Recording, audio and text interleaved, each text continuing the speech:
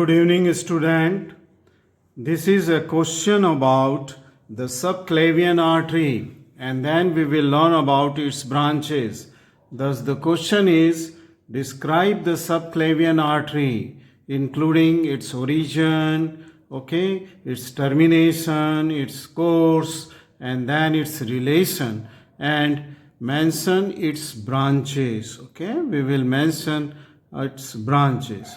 Answer to begin with is the subclavian is the artery. Subclavian artery is the artery which ultimately will carry the blood to the upper limb. That means at the outer border of the first rib, this subclavian artery is known as the axillary artery, which later becomes the brachial artery and which later divides into the radial and ulnar artery. Thus, this artery is responsible to supply the blood to the upper limb.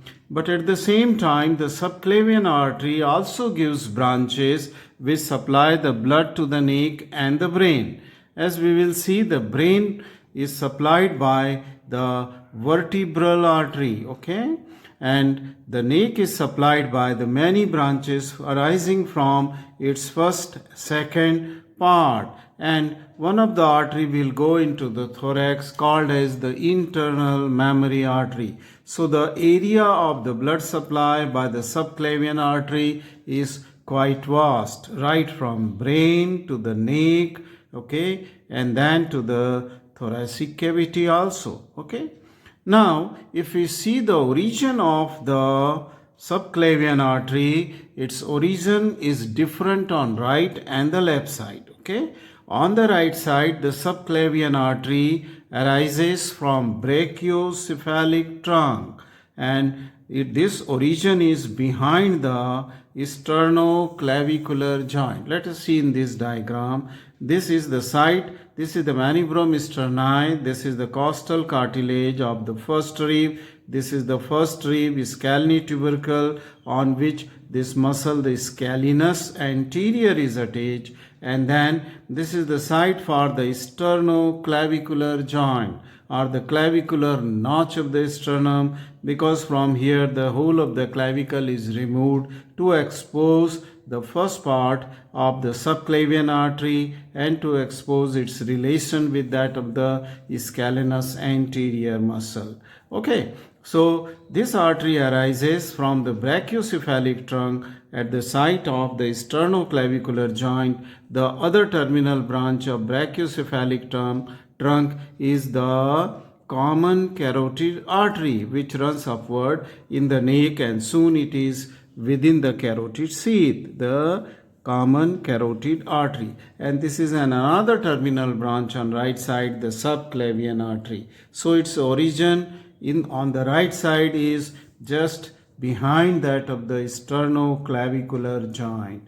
But on the left side, if you see this origin onto the left side, we will see that its origin on the left side is from the thoracic cavity. Okay, this directly arises from that of the arch of aorta. Okay, it directly arises from the arch of the aorta.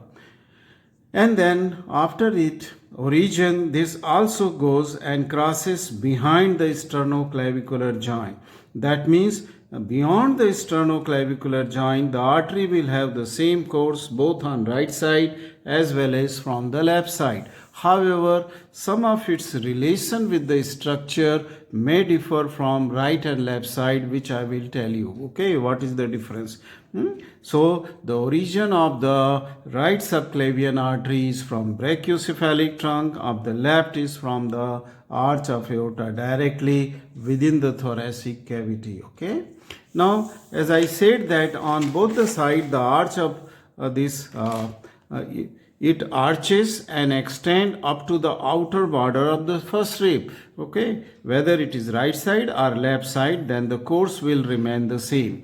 And on right as well as on left side, at the outer margin of the first rib, now it is known as the axillary artery, and it will run in the axilla. Okay, it will run in the axilla, which is armpit. Now, at the root of the neck, okay, it is crossed by the scalenus anterior muscle, and the crossing of the scalenus anterior muscle, which lies anterior to it, will help us to divide this artery into three parts. Okay, so the subclavian artery is divided into three parts with the help of the scalenus anterior muscle. Now this division is just for the descriptive purpose. It is nothing to do with the anatomical facts. Okay, this is just, I mean to say, for description and ease to understand and remember the three different parts from which the different branches will take origin and different structure will lie anterior and posterior to it. Okay, now the first part of the subclavian artery is just from the sternoclavicular joint, as it lies behind the sternoclavicular joint, then till its medial border. Okay, so this is the medial border of the scalenus anterior muscle. So this part is the first part of the subclavian artery. Okay, the extent is from sternoclavicular joint to that of the medial border of the scalenus anterior muscle. The second part of the artery, it lies just behind. It lies behind the scalenus anterior muscle. Okay, so it is the smallest part. Then the third part begins from the lateral border or lateral margin of the scalenus anterior muscle till the artery crosses the outer border of the first rib. So from here to here, it is the third part of the subclavian artery. So these are the divisions of the subclavian artery with the help of the, I mean to say, this scalenus anterior muscle.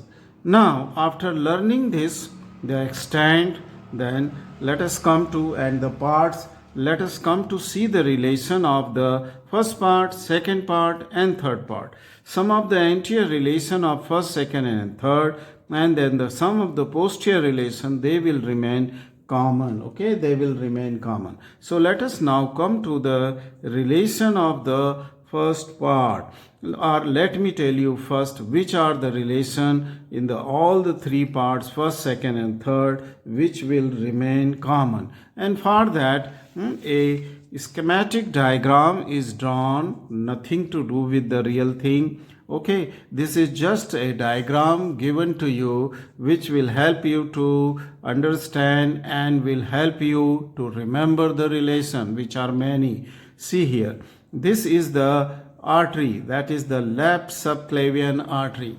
Okay, this is the first part of the left subclavian artery. That means it is coming from the arch of aorta, but we have not to bother from there. We are beginning its description of the left subclavian artery as it comes out deep to that of the sternoclavicular joint. Okay, so this is the first part. The second part lying behind this scalenus anterior muscle. So in the cross section, this is that scalenus anterior muscle, and the part of the subclavian artery lying posterior to it is the second part, and beyond its lateral margin up to the outer margin of first rib, this is the third part of the subclavian. So this is just an expanded diagram, okay, just for ease in understanding the relationship only. Okay, and you use this diagram only for understanding the relationship. And I was telling you that let us see which are the common relation anteriorly. This is the anterior surface and this is the posterior surface of the subclavian. So this will be posterior relation and this will be the anterior relation of subclavian artery. This is the lateral side and this is the medial side. Let us see the skin.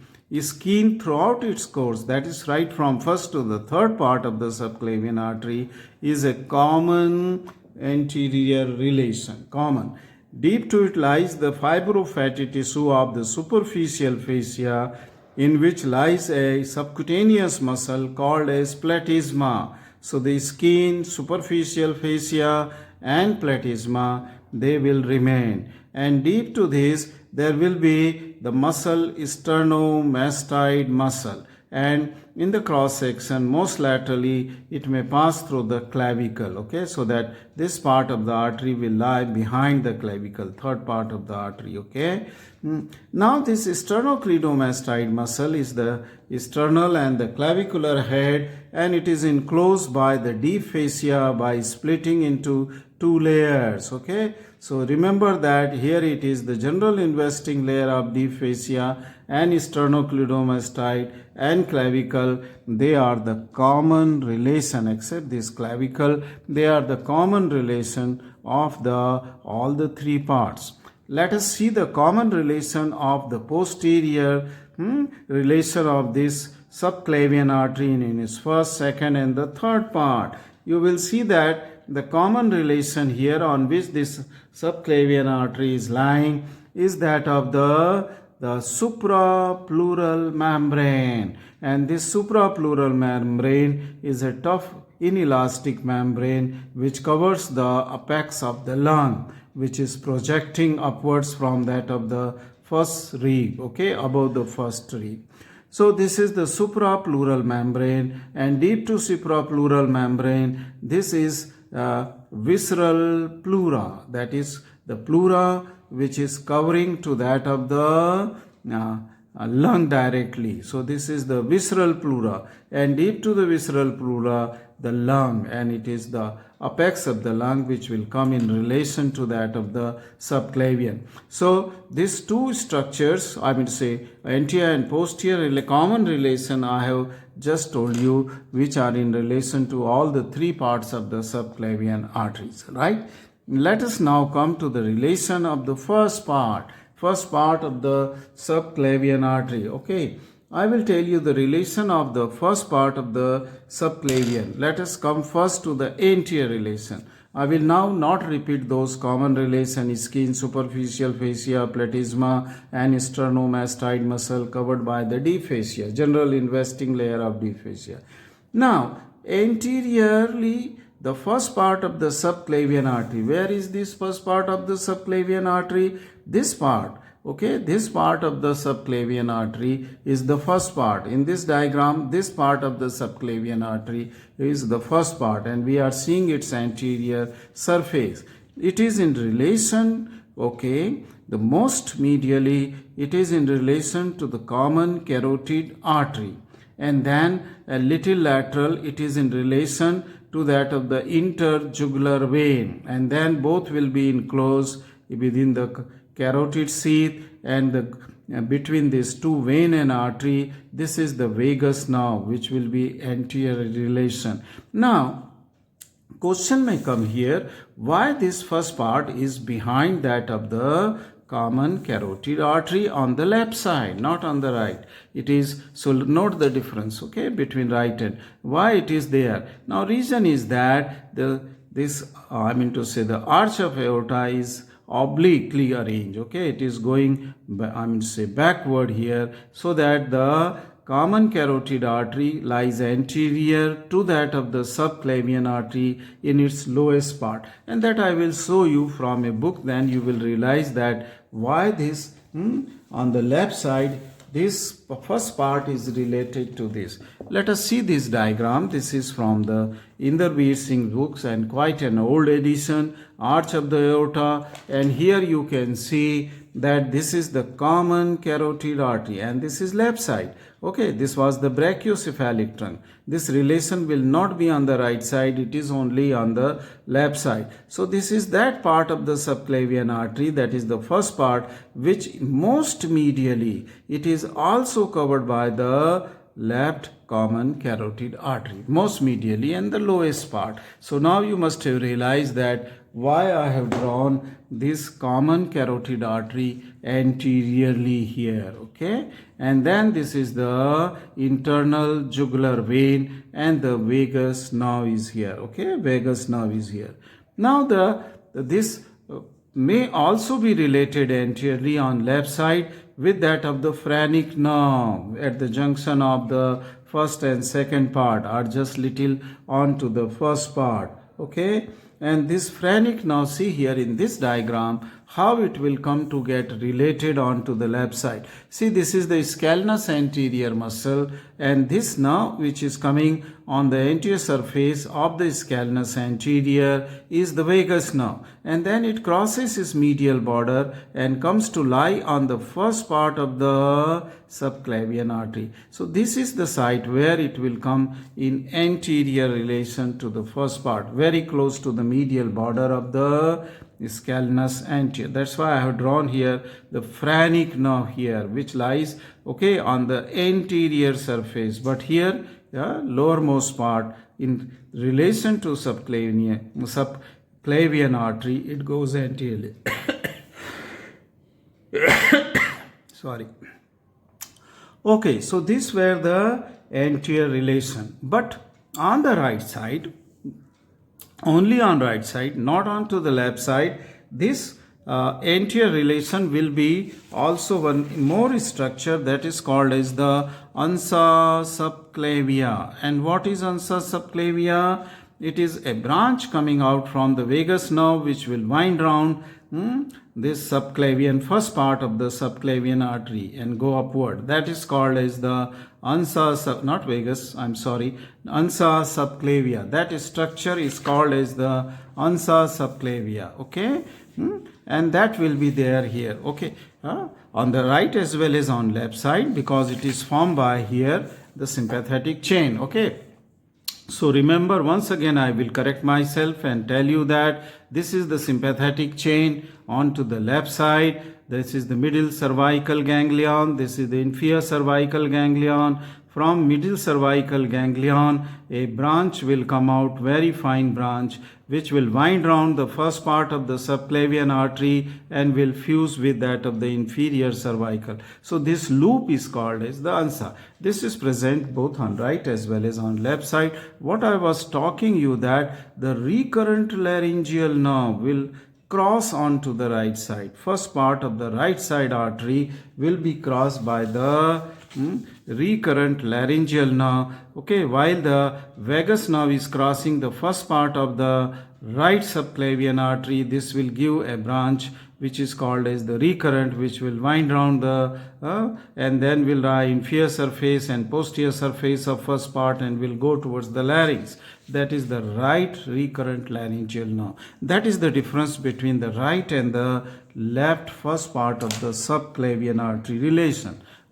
These were the anterior relation. Let us see the posterior relation of the first part here. This relation, posterior relation of the first part.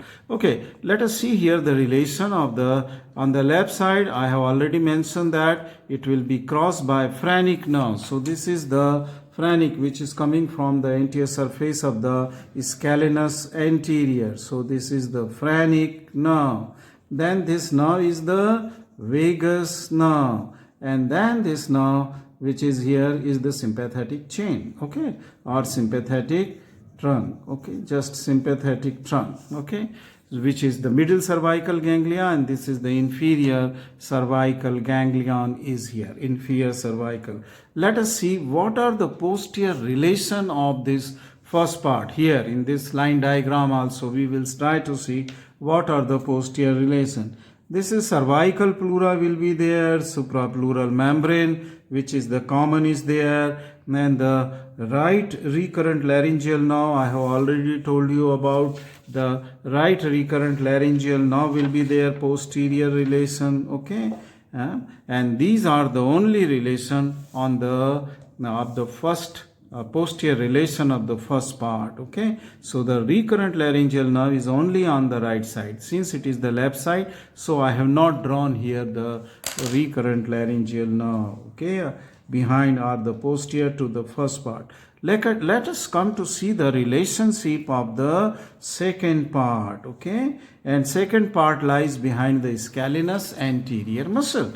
See here, in cross section or in this line diagram, this is the scalenus anterior and this part is the second part. Second part. The scalenus anterior muscle will form an anterior relation. And what are the structures which lies on the scalenus anterior? On the left side, on the right side, it will be the the phrenic nerve. On the left side it is little away, more medially, but on the right side it will be on the surface. And then the branches which are taking origin from thyrocervical trunk and especially the suprascapular artery, this may go on to this surface of the scalenus anterior, thus forms an anterior relation, though I have drawn it quite away from that of the second part, upper border. Now these are the anterior relation of this, but most important is the scalenus anterior muscles. Okay, then posterior relation of the second part. The posteriorly, again the same cervical pleural, okay, is there. And then here is the lower trunk of brachial plexus. Okay, see the beginning of the lower trunk of the brachial plexus and the scalenus medius muscle. Some of its part laterally is scalenus. This now this muscle is here, scalenus medius muscle. Okay, this is the scalenus medius muscle and the lower trunk of the brachial plexus. They will form the posterior relation of the second part.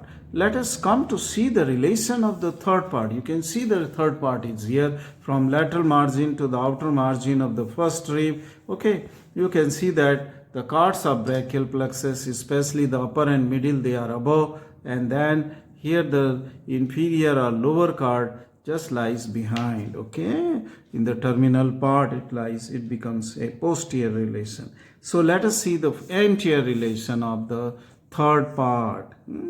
Now it is the external jugular vein, this vein. Okay, external jugular vein, it is going medially. Okay, external jugular vein. So this will be the anterior relation, external jugular vein, and its tributaries will be there, the anterior jugular and others. Okay, and then the nerve to subclavius, which I have not shown, it will go to the muscle which lies on the under surface of this clavicle. So there will be nerve to subclavius muscle and the suprascapular artery. Okay, I have not drawn the supra, but let me tell you from where this suprascapular artery will come. Okay, now this suprascapular artery that will come from here and then it will run here. Okay, anterior to this, while it is going to the scapula behind. Okay, so the suprascapular artery will be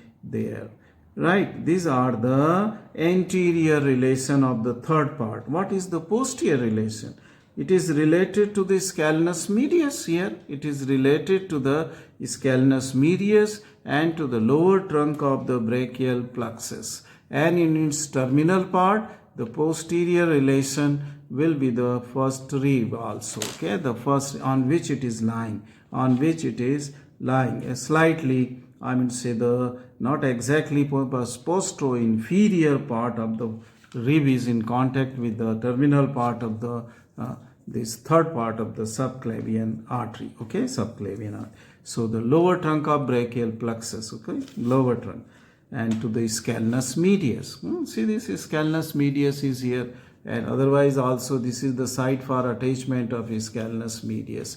So it will be the scalenus medius. Okay, so this diagram is just a simplified version where you can relate, understand many of the relations. Okay, without forgetting. You just draw 2 or 3 times rough drawings and then you can remember this. Okay, let us come to the next step in this question is the branches of the subclavian artery.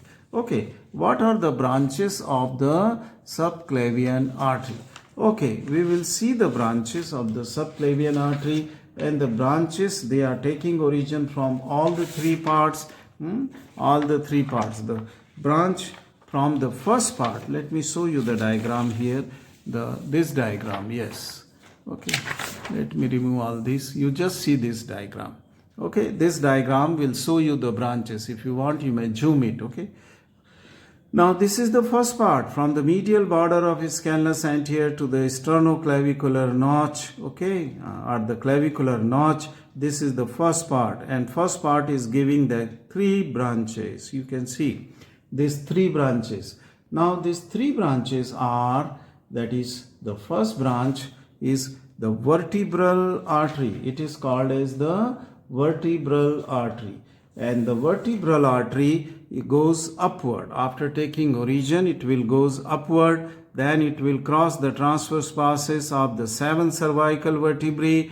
Then it will go or enter in the foramina transversorium of 6th and then go upward 5th, 4th, 3rd, 2nd and 1st foramina transversorium. It will run. So it is well protected within the foramina transversorium of that of the cervical vertebrae. And this will then go to lie onto the superior surface of the atlas vertebra behind the condyles or the articular facet, and will go into the cranial cavity. Okay, cranial cavity. So this will go then supply to the brain. So this is the first branch, the vertebral artery. I will just mention here vertebral, the first branch. Okay, so I will write first. Okay, vertebral artery. Second branch is here, which is going just in opposite direction. That means it is not running upward, but it is going downward, and this is called as internal thoracic. This is called as internal thoracic artery. See, this is going, and it will go behind the costal cartilages till the 7th costal cartilage, then will divide into 2 terminal branches, and mainly responsible to supply the anterior part of the intercostal spaces as well as blood to the mammary gland in the female. Okay, major source to supply the blood, and beside that lateral thoracic artery. Okay, so this was internal thoracic artery from the first part. Then the third branch coming out from the first branch is this, and this is called as cervical trunk. Okay, this is the thick one, hence it is called as trunk. And why thyro? Because it goes and gives a branch what is known as the inferior thyroid artery. This artery, see, this will go to the thyroid gland to supply the thyroid. So this is the thyroid branch. Then from its medial side, 2 important branches are given out. Here it is the transverse cervical and suprascapular arteries, which will cross to that scalene anterior on its anterior surface. So these are the 2 branches. Okay, from 3 actually branches, main branches 3. There are others also, but these 3 branches are important: inferior thyroid, suprascapular, and transverse cervical So they are the branches from thyrocervical trunk. Then what you will see here, that from the second branch, second part of the cervical, this subclavian artery, only 1 branch is given, which I have just shown here, which is going upward. And this is called as the costocervical trunk. Costocervical. Again, as name indicate, this is a trunk which divides into 2 branches. One is the costal branch, which will go to the intercostal spaces, upper 2 or 3, costocervical, and cervical means a branch will go as a deep cervical artery, okay, in the neck. Deep cervical and the superior intercostal or highest intercostal or supreme intercostal. These are the 2 branches, okay. Deep cervical and supreme or the highest intercostal branch, which I said will supply to the intercostal space, upper 2 or 3 intercostal space. So this is the costocervical trunk, which is coming out from the second part. Okay. Now the third part, and this is not always present, and this branch which comes out from the third part, it is called as dorsal scapular. Okay, and this will go to the scapula. Okay, and this is not always scapular branch, dorsal scapular branch. So these were the branches of the subclavian artery. From the first part, 3, that is vertebral, internal thoracic, and thyrocervical trunk. From second part, 1 only, costocervical, and from the third part, an occasional branch, that is the dorsal scapular branch, okay, the dorsal scapular branch. Now, in applied importance of this subclavian artery, okay, we have already learned when I was teaching you the scalene triangle, which is a narrow space between the scalenus anterior and scalenus medius. Okay, there the artery can get compressed in the spasm of this scalene muscle. Okay, scalene muscle, and this may lead to the symptoms in the upper limb. Okay, upper limb, because the blood ultimately is going to the upper limb, and it may also compress the lower trunk of the brachial plexus. Okay, to the brachial plexus.